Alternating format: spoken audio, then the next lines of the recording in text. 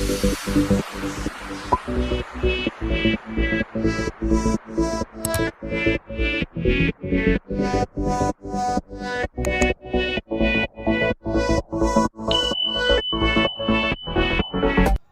जय हिंद साथियों आज की वीडियो का टॉपिक है भारतीय संविधान के सभी अनुच्छेद। भारतीय संविधान के अनुच्छेद के 50 ऐसे प्रश्न देखेंगे जो कि आपकी परीक्षा के लिए अति महत्वपूर्ण होंगे, तो वीडियो को लास्ट तक जरूर देख लेना।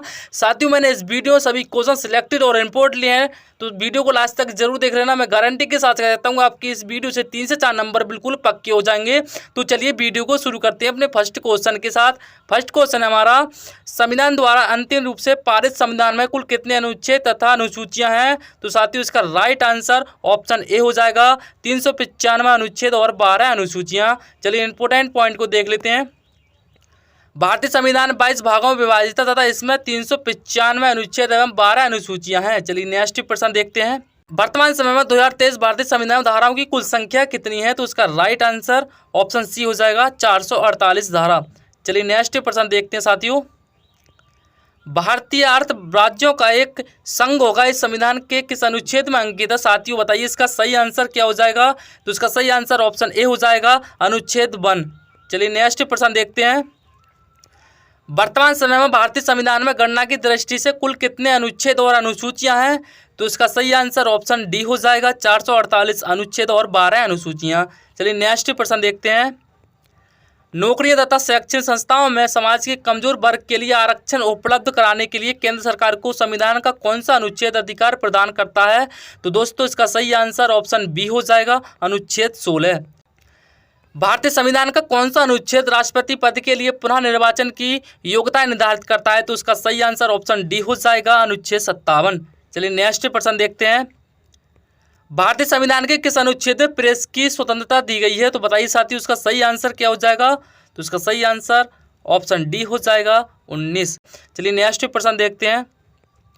मौलिक अधिकार के अंतर्गत कौन सा अनुच्छेद बच्चों के शोषण से संबंधित है? तो दोस्तों इसका सही आंसर ऑप्शन डी हो जाएगा, अनुच्छेद 24। चलिए इंपोर्टेंट पॉइंट को देख लेते हैं। संविधान के अनुच्छेद 23 से 24 के सभी नागरिकों को शोषण के विरुद्ध अधिकार है। अनुच्छेद 24 के तहत कारखानों आदि में बच्चों के रोजगार पर प्रतिबंध है। चलिए नेक्स्ट प्रश्न देखते हैं। नेक्स्ट प्रश्न है, भारतीय संविधान के किस अनुच्छेद में अल्पसंख्यकों के हितों की संरक्षित व्यवस्था है? तो साथियों उसका सही आंसर ऑप्शन बी हो जाएगा, 29। कौन से अनुच्छेद के अंतर्गत भारत का सर्वोच्च न्यायालय नागरिकों के मौलिक अधिकारों की रक्षा करता है? तो इसका सही आंसर ऑप्शन डी हो जाएगा, अनुच्छेद 35। चलिए नेक्स्ट प्रश्न देखते हैं।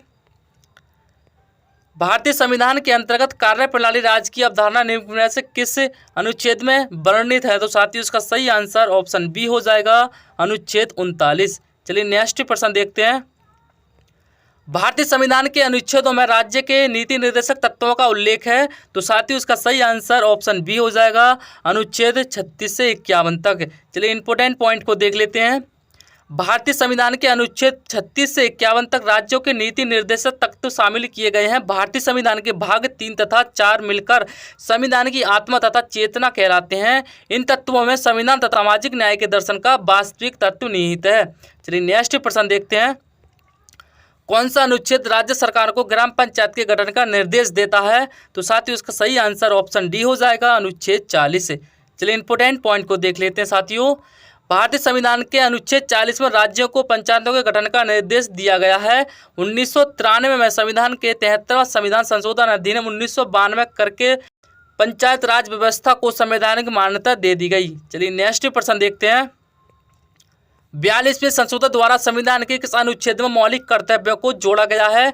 तो दोस्तों इसका सही आंसर ऑप्शन ए हो जाएगा, अनुच्छेद 51A। चलिए इंपोर्टेंट पॉइंट को देख लेते हैं। 1976 में 42वें संविधान संशोधन अधिनियम द्वारा मौलिक कर्तव्यों को संविधान में शामिल किया गया था। इस संशोधन के माध्यम से संविधान में अनुच्छेद 51 को भी सम्मिलित किया गया था। चलिए नेक्स्ट प्रश्न देखते हैं। किस अनुच्छेद के अंतर्गत कार्यपालिका की शक्ति राष्ट्रपति में निहित होती है?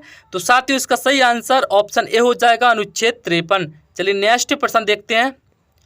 किस अनुच्छेद के अंतर्गत भारत के राष्ट्रपति पर महाभियोग चलाया जा सकता है? तो साथियों इसका सही आंसर ऑप्शन सी हो जाएगा, अनुच्छेद 61। चलिए नेक्स्ट प्रश्न देखते हैं।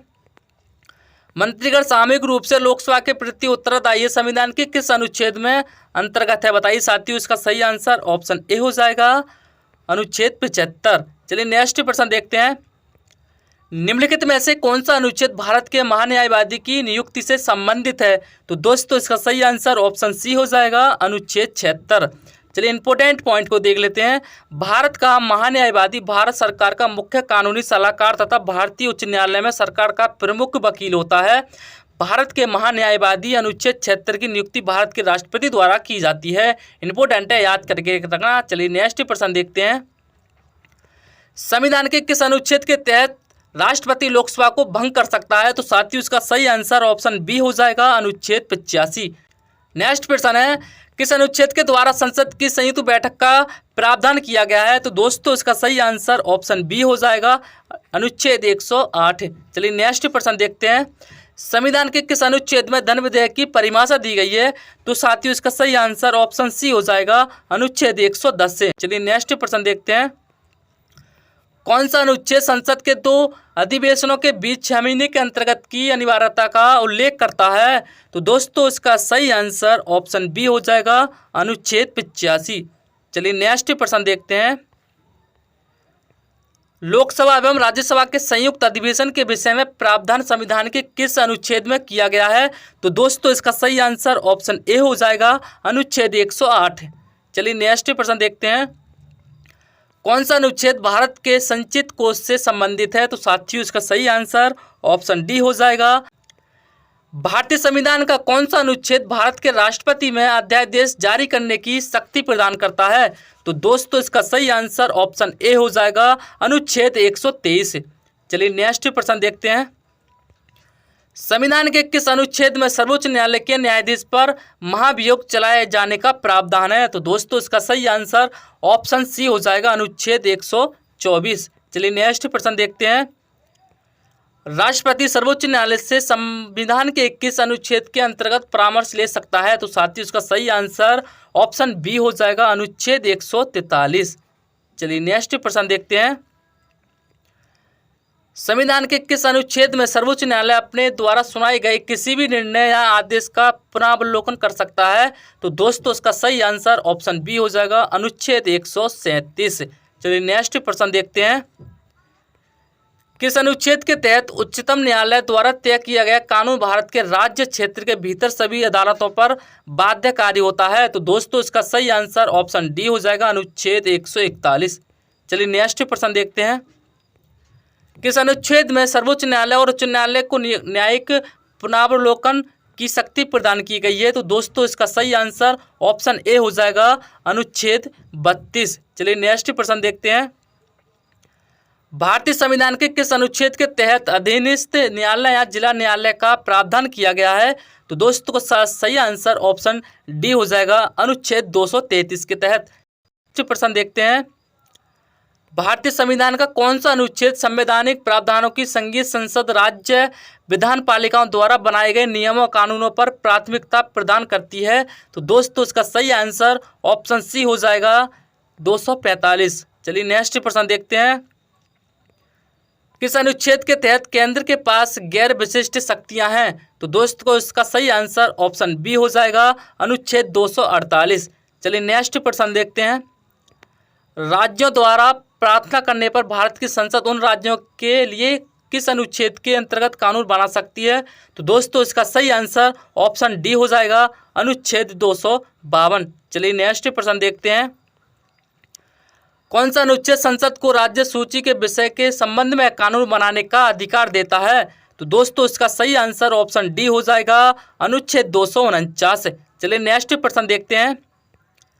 कौन सा अनुच्छेद संसद को अंतर्राष्ट्रीय समझौतों को लागू करने के लिए विधि निर्माण करने की शक्ति प्रदान करता है? तो दोस्तों इसका सही आंसर क्या होगा? तो दोस्तों इसका सही आंसर ऑप्शन बी हो जाएगा, अनुच्छेद 253। चलिए नेक्स्ट प्रश्न देखते हैं। भारतीय संविधान के किस अनुच्छेद में केंद्र राज्य के प्रशासनिक संबंध उल्लिखित हैं? बताइए साथियों इसका सही आंसर क्या होगा? इसका सही आंसर ऑप्शन ए हो जाएगा, अनुच्छेद 256 से लेके 263 तक। चलिए नेक्स्ट प्रश्न देखते हैं। किस अनुच्छेद के तहत केंद्र सरकार राज्य सरकार को निर्देश दे सकती है? बताइए साथियों, इसका सही आंसर क्या हो जाएगा? तो इसका सही आंसर ऑप्शन सी हो जाएगा, अनुच्छेद 256। चलिए नेक्स्ट प्रश्न देखते हैं। किस अनुच्छेद के अंतर्गत अंतर्राज्यीय परिषद के गठन का प्रावधान किया गया है? तो दोस्तों इसका सही आंसर ऑप्शन बी हो जाएगा, अनुच्छेद 263। चलिए नेक्स्ट प्रश्न देखते हैं। किस अनुच्छेद के अंतर्गत वित्त आयोग के गठन का प्रावधान है? तो बताइए साथियों, इसका राइट आंसर क्या होगा? तो इसका राइट आंसर ऑप्शन ए हो जाएगा, अनुच्छेद 280। चलिए नेक्स्ट प्रश्न देखते हैं। किस अनुच्छेद में बताया गया है कि संपत्ति का अधिकार संवैधानिक अधिकार है? तो दोस्तों बताइए इसका सही आंसर क्या होगा? तो इसका सही आंसर ऑप्शन डी हो जाएगा, अनुच्छेद 300 काम है। चलिए नेक्स्ट प्रश्न देखते हैं। भारतीय संविधान का कौन सा अनुच्छेद नई अखिल भारतीय सेवा की स्थापना का प्रावधान करता है? दोस्त इसका सही आंसर क्या होगा बताइए? तो इसका सही आंसर ऑप्शन बी हो जाएगा, अनुच्छेद 312। चलिए नेक्स्ट प्रश्न देखते हैं। संविधान के किस अनुच्छेद में हिंदी भाषा के विकास के लिए निर्देश दिया गया है? तो इसका राइट आंसर ऑप्शन सी हो जाएगा, अनुच्छेद 343(1) के तहत। चलिए इंपोर्टेंट पॉइंट को देख लेते हैं। भारतीय संविधान के अनुच्छेद 343(1) के अनुसार हिंदी हमारे देश की राज्य भाषा है। इस अनुच्छेद में यह व्यवस्था है कि संघ की राज्य भाषा हिंदी तथा लिपि देवनागरी होगी। संघ के शासकीय प्रयोजनों के लिए प्रयोग होने वाले अंकों का रूप भारतीय अंकों का अंतर्राष्ट्रीय रूप होगा। चलिए साथियों इंपोर्टेंट है, याद करके रखना। चलिए नेक्स्ट प्रश्न देखते हैं। भारत में बाहरी आक्रमण अथवा सशस्त्र विद्रोह के कारण भारत के राष्ट्रपति द्वारा राष्ट्रीय आपातकालीन की घोषणा किसके अंतर्गत की गई? बता दीजिए साथियों, इसका सही आंसर क्या होगा? तो दोस्तों इसका सही आंसर ऑप्शन ए हो जाएगा, अनुच्छेद 352। चलिए नेक्स्ट प्रश्न देखते हैं। इंपोर्टेंट पॉइंट को देख लेते हैं। उद्घोषणा अनुच्छेद 352 में निहित है कि युद्ध, बाह्य आक्रमण या सशस्त्र विद्रोह के कारण संपूर्ण भारत या इसके किसी हिस्से की सुरक्षा खतरे में हो तो राष्ट्रपति राष्ट्रीय आपातकाल की घोषणा कर सकता है। मूल संविधान में सशस्त्र विद्रोह की जगह आंतरिक अशांति शब्द का उल्लेख था। चलिए नेक्स्ट प्रश्न देखते हैं। संविधान के किस अनुच्छेद के तहत राज्यों में संवैधानिक तंत्र के विफल होने पर राष्ट्रपति शासन लागू किया जा सकता है? तो दोस्तों इसका सही आंसर ऑप्शन ए हो जाएगा, अनुच्छेद 356। चलिए इंपोर्टेंट पॉइंट को देख लेते हैं। अनुच्छेद 356 केंद्र सरकार को किसी राज्य सरकार को बर्खास्त करने और राष्ट्रपति शासन लगाने की अनुमति उस अवस्था में देता है जब राज्य का संवैधानिक तंत्र पूरी तरह विफल हो गया हो। तो इंपोर्टेंट है, याद करके रखना। चलिए नेक्स्ट प्रश्न देखते हैं। संविधान के किस अनुच्छेद के आधार पर वित्तीय आपात की उद्घोषणा राष्ट्रपति करता है? तो दोस्तों इसका सही आंसर ऑप्शन सी हो जाएगा, अनुच्छेद 360। चलिए इंपोर्टेंट पॉइंट को देख लेते हैं। अनुच्छेद 360 राष्ट्रपति को वित्तीय आपातकाल की घोषणा करने का अधिकार देता है यदि वह संतुष्ट है कि ऐसी स्थिति उत्पन्न हुई है जिसके कारण भारत या उसके क्षेत्र के किसी भी हिस्से स्थिरता या साख को खतरा है। तो इंपोर्टेंट आपके एग्जाम के लिए। चलिए नेक्स्ट प्रश्न देखते हैं। भारत के संविधान के अनुच्छेद 350(1) के अधीन उपलब्ध किससे संबंधित है? बताइए साथियों, इसका सही आंसर क्या होगा? तो दोस्तों इसका सही आंसर ऑप्शन सी हो जाएगा, प्राथमिक स्तर पर मातृभाषा में शिक्षा की सुविधाओं की व्यवस्था करने का उपलब्ध। चलिए नेक्स्ट प्रश्न देखते हैं। संसद को संविधान संशोधन का अधिकार दिया गया है। बताइए साथियों, इसका सही आंसर क्या हो जाएगा? तो इसका सही आंसर ऑप्शन बी हो जाएगा, अनुच्छेद 368 में। चलिए नेक्स्ट प्रश्न देखते हैं। किस अनुच्छेद के अंतर्गत जम्मू कश्मीर को भारतीय संविधान द्वारा विशेष स्थिति प्रदान की गई? बता दी साथी, इसका सही आंसर क्या होगा? तो दोस्तों इसका सही आंसर ऑप्शन सी हो जाएगा, अनुच्छेद 370। चलिए नेक्स्ट प्रश्न देखते हैं। संविधान के किस अनुच्छेद के अंतर्गत नागालैंड राज्य के संबंध में विशेष उपबंधों का प्रावधान किया गया? बताइए साथी, इसका सही आंसर क्या होगा? तो दोस्तों इसका सही आंसर ऑप्शन बी हो जाएगा, अनुच्छेद 371 में का। तो दोस्तों आज की वीडियो बस इतने ही प्रश्न थे। आई होप कि आज की वीडियो आपको अच्छी लगी होगी। वीडियो अच्छी लगी हो तो वीडियो को एक लाइक कर देना और चैनल पर नए हो तो चैनल को सब्सक्राइब कर देना और कमेंट में अपने क्वेश्चनों के आंसर जरूर लिख देना। चलिए मिलते हैं नेक्स्ट वीडियो, जब तक के लिए अपना ख्याल रखिए। जय हिंद, वंदे मातरम।